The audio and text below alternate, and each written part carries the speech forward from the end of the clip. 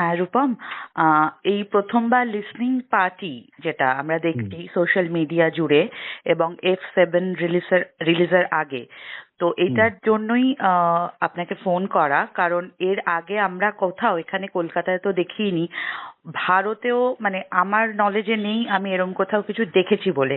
এটার ভাবনাটা কেন এলো বা এভাবে কেন F7 এর প্রকাশ? আহ, বাংলা গানের ক্ষেত্রে প্রথম এইটুকুই আমি বলবো, হুম হুম কারণ অন্যান্য গানে কলকাতায় বা ভারতে কোথায় কি হয়েছে আমার নলেজে নেই।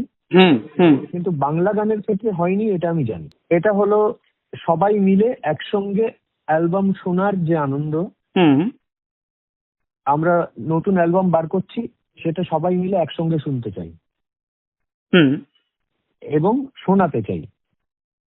হুম হুম মানে আমাদের যারা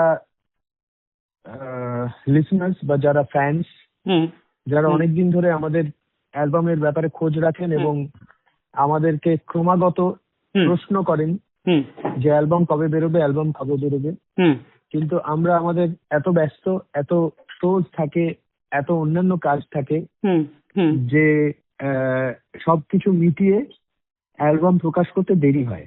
এবারও ঠিক। দেরি হয়েছে, হুম হুম কিন্তু এই দেরিটার আহ, দেরি মানে যতক্ষণ ধরে হলো সেই হুম সময়টায় হুম যতগুলো বছর আমাদের লাগলো সেই বছরগুলোতে আমরা বুঝতে পেরেছি যে অ্যালবাম নিয়ে উৎসাহ হুম আহ, আমাদের যতটা আমাদের শ্রোতাদের তার বহুগুণ বেশি। হুম বা এটা হয়তো বাড়িয়ে বলা হলো, বলা যেতে পারে যে আমাদের যতটা আমাদের শ্রোতাদের ততটাই। কাজেই এটা তো শুধু আমাদের অ্যালবাম নয়, সেই হিসেবে হুম এটা যতটা আমাদের অ্যালবাম হুম ঠিক হুম ততটাই আমাদের শ্রোতাদের। আচ্ছা, এবার একটা আমরা প্রশ্ন। হ্যাঁ। অ্যালবামটা ঘিরে হুম একটু সবাই মিলে হুম একটা হই হই হোক, হুম হুম এইটা আমরা সবাই মিলে চাইছিলাম। আচ্ছা, এটার জন্যই এই লিসনিং পার্টি আয়োজন করা। বেশ। আমি যেটুকু তথ্য আমার কাছে আছে তো তাতে এটা 11 মিনিটের প্রায় একটা গান রয়েছে। আহ, হুম, এটা তো মানে বেশ মানে লম্বা একটা সময়ের গান আর কি। তো হ্যাঁ হ্যাঁ এই হ্যাঁ। হ্যাঁ মানে এই রকমটাও আমি আগে মানে আমার নলেজে নেই যে এত বড় কোথাও এরকম গান রয়েছে বাংলার ক্ষেত্রে। এইটা কি আলাদা করে ভাবা হয়েছিল বা মানে কিভাবে এলো এই ভাবনাটা যে প্রায় এতটা লম্বা একটা গান হবে? দেওয়ালিপি গানটারও কিন্তু লেন্থ ছিল 10 মিনিট। আচ্ছা, আচ্ছা, 10 মিনিট। এটা তো 11 মিনিট আমার কাছে যেটুকু তথ্য হ্যাঁ, এলো আর কি। কাজে বড় বড় গান আমাদের আছে। শাস্ত্রীয় গানটারই বা লেন্থ কত ছিল?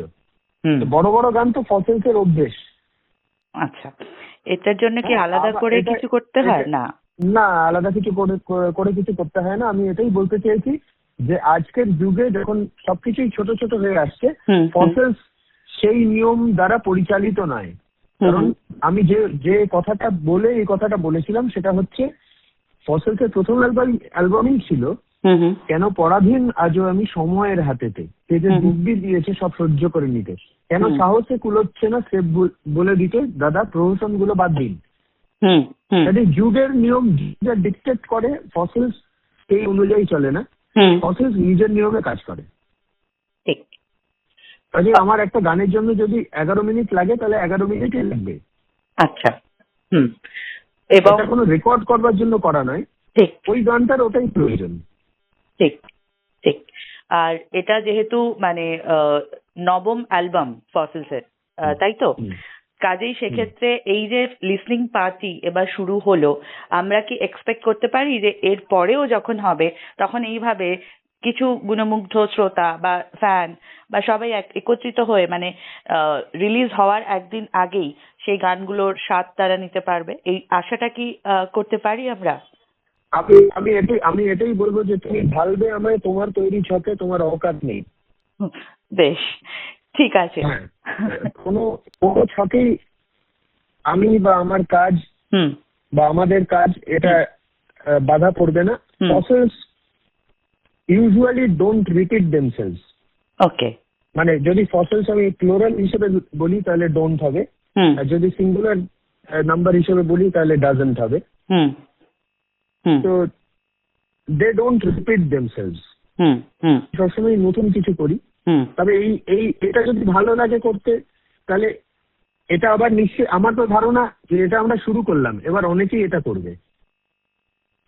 হ্যাঁ, লাস্ট প্রশ্ন। অন্যদের কথা বলছি। হ্যাঁ, ক্ষুধার্ত মাংসাশী নিয়ে আলাদা একটা উৎসাহ থাকে ফসিলস ফানের মধ্যে, তো এই অ্যালবামে কি ক্ষুধার্ত মাংসাশীও মানে থাকছে?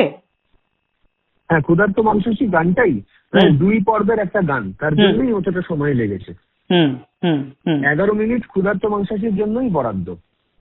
বেশ, অনেক ধন্যবাদ এবং শুভেচ্ছা থাকছে নতুন অ্যালবামের জন্য। Thank you so much. Thank you.